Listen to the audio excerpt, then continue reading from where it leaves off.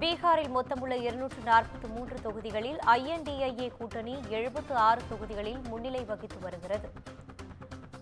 தற்போது கிடைத்துள்ள முக்கிய செய்தியாக பார்த்து வருகிறோம். பீகாரில் மொத்தமுள்ள 243 தொகுதிகளில் INDIA கூட்டணி 76 தொகுதிகளில் முன்னிலை வகித்து வருகிறது. முக்கிய செய்தியாக பார்த்து வருகிறோம். பீகாரில் மொத்தமுள்ள 243 தொகுதிகளில் INDA கூட்டணி 76 தொகுதிகளில் முன்னிலை வகித்து வருகிறது. பெரும்பான்மைக்கு 122 தொகுதிகள் தேவை என்ற நிலையில் பீகாரின் நீண்டகால முதலமைச்சர் என்ற பெயரை தக்க வைக்கும் நிதிஷ்குமார் என்று தகவல் வெளியாகியுள்ளது. தற்போது கிடைத்துள்ள முக்கிய செய்தியை பார்த்து வருகிறோம். பீகாரில் மொத்தமுள்ள 243 தொகுதிகளில் INDA கூட்டணி 76 தொகுதிகளில் முன்னிலை வகிக்கிறது.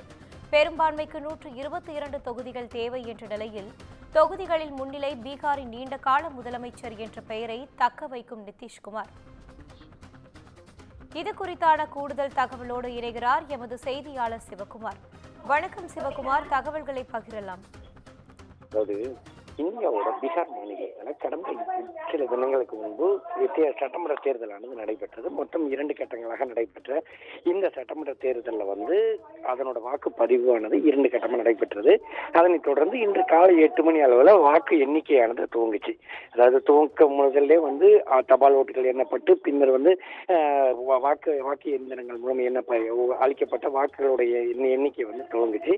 மொத்தம் உள்ள 225 தொகுதிகள், ஏறத்தாழ பார்த்தீங்கன்னா 230 தொகுதிகள். அந்த தொகுதிகளில் ஜெயிக்கிறதுக்கு அப்படிங்கிறப்போ மொத்தம் 122 இடங்கள் வேணும்.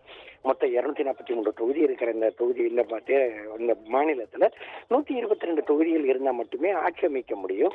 ஆட்சி அமைக்கப்பட்ட நிலையில 3 பிரிவுகளாக இந்த தேர்தலை சந்திச்சாங்க. இந்தியா கூட்டணி தரப்புல ஒரு கூட்டணியும், அதே மாதிரி தேசிய பாஜக தலைமையில ஒரு கூட்டணியும், ஜனசுரக்ஷா அப்படிங்கிற பேர்ல ஒரு கூட்டணியும் மொத்தம் 3 கட்டமா அந்த தேர்தலை சந்திச்சாங்க. சந்திச்ச நிலையில தற்போது அதிகபட்சமாக பிஜேபி 160க்கும் மேற்பட்ட இடங்கள்ல முன்னிலை வகிச்சிட்டு இருக்குது. பெரும்பான்மைக்கு 122 தொகுதிகள் தான் தேவை அப்படிங்கிற நிலையில என்டிஏ கூட்டணி 162 தொகுதிகளில் முன்னிலை வகிச்சிட்டு இருக்குது. அதாவது நீண்ட கால முதல்வராக இந்த பீகார்ல இருந்துட்டு வர நிதிஷ்குமார் யாதவ், இந்த நிதிஷ்குமார் யாதவ் தற்போது அதே நீண்டகால முதல்வர் பதவியை தற்போது மீண்டும் தக்க வச்சிருக்கிறாரு. மொத்தம் உள்ள 243 தொகுதிகளில் இந்தியா கூட்டணிக்கு 76 தொகுதிகளில் மட்டுமே முன்னிலை வச்சிட்டு இருக்கிற ஒரு சூழ்நிலையில பெரும்பான்மைக்கு 122 தொகுதிகள் தேவை. ஆனா என்டிஏ கூட்டணி பாரதிய ஜனதா கட்சி தலைமையிலான கூட்டணிக்கு 162 தொகுதிகள் முன்னிலை வச்சிட்டு இருக்கிறாரு. அதே மாதிரி பாத்தீங்கன்னா இந்த பீகாரோட நீண்டகால முதலமைச்சர் அப்படிங்கிற பெயரை தற்போது மீண்டும் தக்க வச்சிருக்கிறார் நிதிஷ்குமார் அப்படின்னு சொல்லலாங்க.